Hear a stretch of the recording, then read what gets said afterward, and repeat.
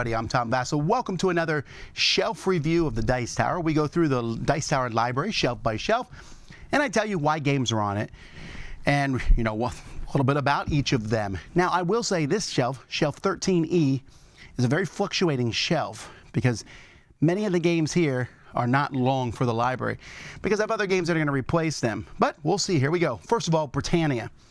Now, this game here, Britannia, is a really cool giant game that follows the history of Britain from the Romans all the way up to the invasion of the Normans. And it's cool. It follows a very strong track. It's very long. I think this one's going to come out of the library just because I don't see anyone playing it anytime soon. You kind of need to have a bunch of people who know what they're doing. Cerebria is a game I did not care for as much, but as a Mind Clash game, I know some people really enjoy this one. There's a lot of Mind Clash fans out there, so that's going to be in the library. Mage Knight Ultimate Edition. A lot of people love the Mage Knight board game, and this is the best version of it. I know a lot of people think it's a great solo game, but there's also people who like playing it with others. So if you're going to play it, then this one is certainly there. One of the highest rated games out there, especially for solo play, but it works with groups. Then we have Saboteur. This is an older Amigo Mayfair game, which is good. A lot of people liked it when it came out. It came out in a very small version. This is the larger version, and I don't know if it gets played that often. Right next to it is, I don't even know how to pronounce that, Ciúb. I put this one on the shelf. It's the same size, and I've never even played this one, so I don't know a whole lot about it.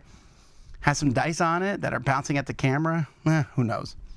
And then next to that is Hens. Now, Hens is a game for, it's kind of like a game for kids. It's a programming game. It could use better production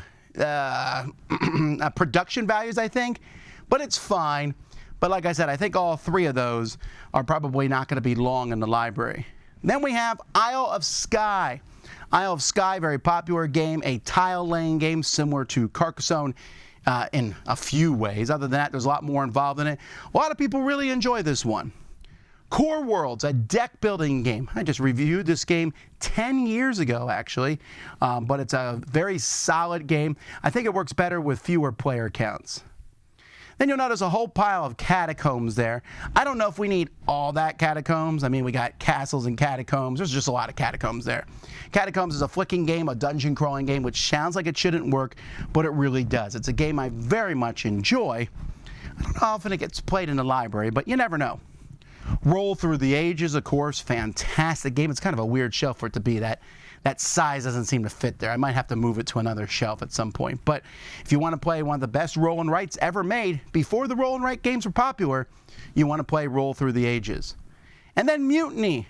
Mutiny's a little game from Kevin Wilson that I wasn't super fond of when it first came out, but it's grown on me, a little auction game.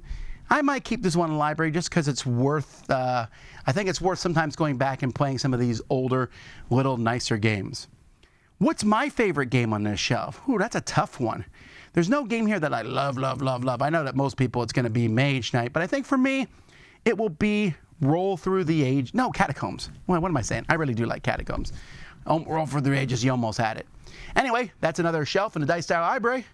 Thanks so much for watching. I'm Tom Vasel. We'll see you next time.